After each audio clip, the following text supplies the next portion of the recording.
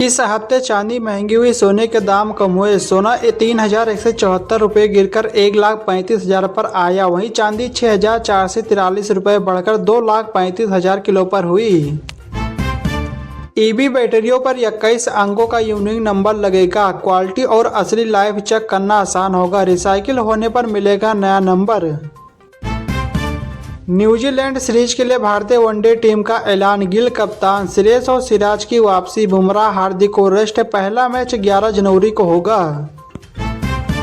सरकार 3 करोड़ महिलाओं को स्वयं सहायता समूह से जोड़कर आर्थिक रूप से आत्मनिर्भर बनाएगी। इसके तहत 1 वर्ष में 1 करोड़ महिलाओं को लखपति दीदी के रूप में तैयार करने के लिए कार्य योजना पर काम शुरू हो गया है।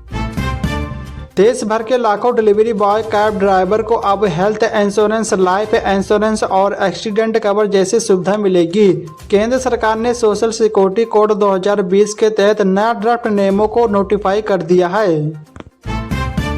कोहरे और सर्द मौसम में सड़क हादसों की बढ़ती आशंका को देखते हुए उत्तर प्रदेश राज्य सड़क परिवहन निगम ने बड़ा फैसला लिया है। अब रात के समय में रोडवेज बसों को संचालन केवल उन्हीं चालकों से कराया जाएगा जिनका सेवा रिकॉर्ड पूरी तरह दुर्घटना रहित है। गाजियाबाद रीजन में यह नियम सख्ती से लागू किया गया है। चलिए दोस्तों, अगली खबर बताने से पहले इस वीडियो को भी लाइक करें, शेयर करें और चैनल को सब्सक्राइब करके बेल आइकन प्रेस कर लीजिए। अयोध्या जिले के 126 ग्राम पंचायतों में डिजिटल लाइब्रेरी स्थापित करने की प्रक्रिया शुरू हो गई है। इन पुस्तकालय में प्रतियोगी परीक्षाओं की तैयारी के लिए किताबें और कंप्यूटर उपलब्ध होंगे। केंद्र सरकार ने प्रत्येक लाइब्रेरी के लिए 4 लाख रुपए प्रदान कर रही है। यह पहल ग्रामीण युवाओं को गांव में रहकर ही प्रतियोगी परीक्षा की तैयारी करने में मदद करेगी।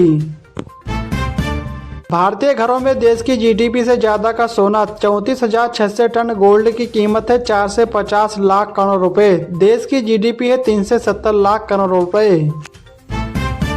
यूपी के बुजुर्गों के लिए राहत भरी खबर है। अब वृद्धावस्था पेंशन के लिए उन्हें दफ्तरों के चक्कर नहीं काटने पड़ेंगे। सरकार की नई व्यवस्था के तहत फैमिली आईडी यानी कि एक परिवार एक पहचान प्रणाली के जरिए पात्र वृद्धाजनों की पहचान और सत्यापन स्वतः होगा। विद्यार्थियों को बोर्ड परीक्षा जैसे वातावरण उपलब्ध कराने के उद्देश्य से माध्यमिक शिक्षा परिषद ने प्री बोर्ड परीक्षाओं को अधिक प्रभावी और पारदर्शी बनाने का निर्णय लिया है। हिमालय में लगातार हो रही बर्फबारी से मैदानी इलाकों में ठंड बढ़ गई है। यूपी के 68 जिलों में घना कोहरा छाया है। इसके चलते 10 मीटर तक देखना भी मुश्किल हो रहा है। वहीं मध्य प्रदेश के 31 शहरों में पारा 5 से 8 के बीच रिकॉर्ड किया गया है। दिल्ली एनसीआर में धुंध की मोटी चादर के साथ फिर से फूटा पॉल्यूशन बम। कई इलाकों में आयु खतरनाक स्तर पर। अयोध्या से वाराणसी के बीच बनेगा 6 लेन हाई स्पीड कॉरिडोर। 5 घंटे की दूरी 2 घंटे में होगी तय। पानीपत से गोरखपुर एक्सप्रेसवे 747 किलोमीटर लंबा होगा, जो हरियाणा और यूपी के 22 जिलों को जोड़ेगा। भूमि अधिग्रहण जल्द शुरू होगा, जिससे 133 गाँव में विकास की उम्मीद है। जल्दी आपको कैब से राइड बुक करने के लिए ओला, उबर और रैपिडो जैसे एम जेंडर का ड्राइवर चुनने का ऑप्शन मिलेगा। साथ ही ट्रिप पूरी होने के बाद ड्राइवर को टिप भी दे सकेंगे। इस टिप की पूरी रकम ड्राइवर को ही मिलेगी। भारतीय सेना के जवान 5 साल बाद सोशल मीडिया ऐप फिर से इस्तेमाल कर सकेंगे।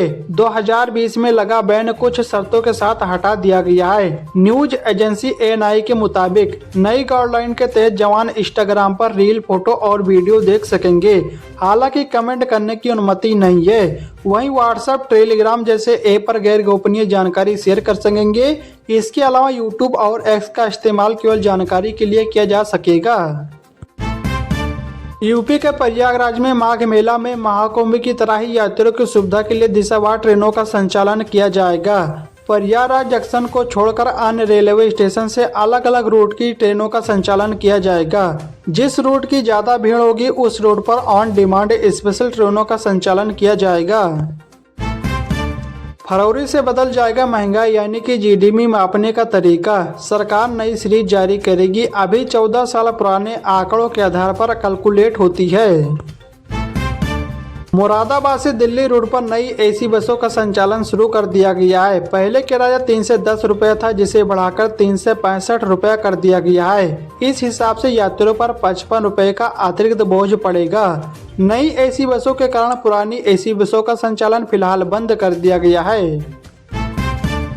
रायबरेली डिपो को 35 नई रोडवेज बसें मिली हैं, जिससे दिल्ली और लखनऊ जाने वाले यात्रियों को सुविधा होगी।